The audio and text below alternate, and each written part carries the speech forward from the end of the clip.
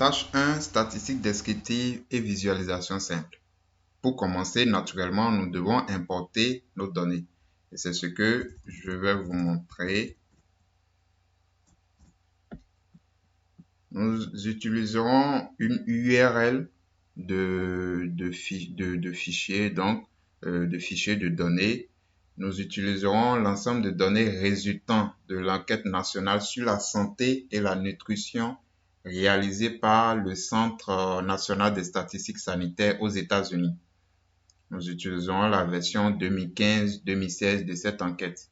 En effet, il s'agit d'un programme d'études conçu pour évaluer la santé et l'état nutritionnel des adultes et des enfants aux États-Unis. Dans la description de cette vidéo, je vous ai mis la source des données ainsi que le lien direct pour pouvoir télécharger ces données. Commençons par importer cet ensemble de données. Donc, je vais créer une variable df pour stocker la data frame. Et étant donné qu'il s'agit d'un fichier CSV, je vais utiliser la fonction read.csv. URL file, tout simplement. Et je vais exécuter ces deux lignes de code en cliquant sur Run.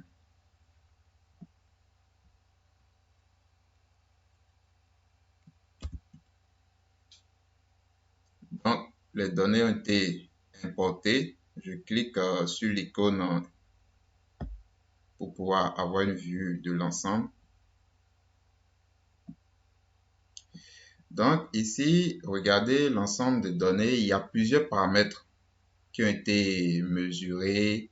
Il y a par exemple, de toute façon, dans la description de la vidéo, je vous ai mis le lien, donc source des données. Et dans ce lien, vous allez trouver la description des variables. Je peux déjà vous définir quelques variables que nous verrons au cours de cette formation. Il y a par exemple les deux mesures de la pression artérielle diastolique. Donc, ça, c'est un paramètre de santé, hein. BP-INS-DI1 et BP-INS-DI2. Donc, on fait une première mesure et après, on fait une seconde mesure. Il y a aussi le poids BMIS-WT, la taille BMIS-HT, l'indice de masse corporelle BMIS-BMI, etc. Donc, ça, c'est des paramètres pour décrire la santé d'une personne.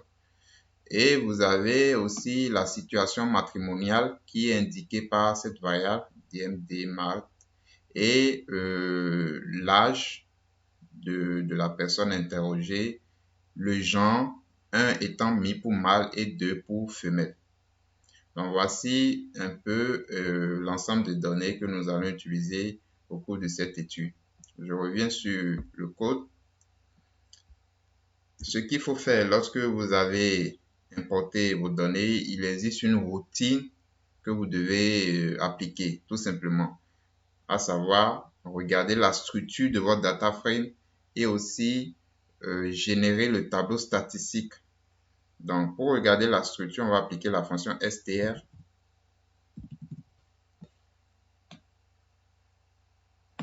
Et pour le résumé statistique, on va appliquer la fonction summary. Donc j'exécute ces deux lignes de code. Et voilà. Donc, regardez, vous avez la structure, vous avez 5735 observations, donc 5735 personnes qui ont été interrogées au cours de cette enquête et 28 variables. Il y a la présence, vous notez la présence de valeurs manquantes au niveau de certaines variables. Et vous avez le résumé statistique qui est donné par la fonction summary. Ce résumé statistique vous permet d'avoir les paramètres tels que le minimum, le premier quartile, la médiane, la moyenne, le troisième quartile, le maximum, etc. Donc déjà, c'est un grand résultat en matière de statistiques descriptives. Donc ici, on décrit, comme je l'ai dit dans la vidéo introductive, en statistique descriptive, on fait une étude, on fait une synthèse des données, des observations. Et quoi de mieux pour faire une synthèse des observations que d'utiliser des paramètres récapitulatifs des données tels que les paramètres statistiques comme la moyenne, la médiane, le minimum, le maximum, etc., les quartiles. Et nous pouvons aussi utiliser notre fonction d'un package tout aussi intéressant, le package Summary Tools. Donc, vous pouvez l'installer en utilisant la fonction install.package. Summary Tools. Donc, je vous mets la commande pour installer ce package. Et c'est cette même commande que vous pouvez utiliser pour installer n'importe quel package dans R. Donc, soit vous écrivez le code directement dans l'éditeur de code ici, soit vous utilisez la console. Donc, étant donné comme moi, je l'ai déjà installé, je ne vais plus le réinstaller. Et pour cette fonction, nous allons utiliser, pour ce package, nous allons utiliser la fonction dfSummary. Donc, dfSummary. Donc, je vais quand même le charger déjà. Donc, je le charge dans l'environnement et je vais utiliser la fonction dfSummary. dfSummary qui va nous générer un tableau sous format HTML récapitulatif de notre ensemble de données. Donc, je vais appliquer l'opérateur pipe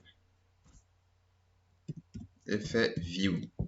Donc, pour appliquer l'opérateur pipe, il nous faut deploy. Donc, deploy qui est un package de tdivers. Donc, ça aussi, je dois le charger. Et donc, maintenant, je vais exécuter cette commande. Donc, il va me générer un tableau sous format HTML. Voilà, le tableau a été généré. C'est parfait. Et je vais vous montrer. Voilà, vous avez les variables, donc les 28 variables, donc de 1 voilà, jusqu'à 28. Et vous avez d'autres colonnes comme les statistiques, le nombre de valeurs distinctes pour chacune des variables. Vous avez même des graphiques. Vous avez aussi les valeurs manquantes.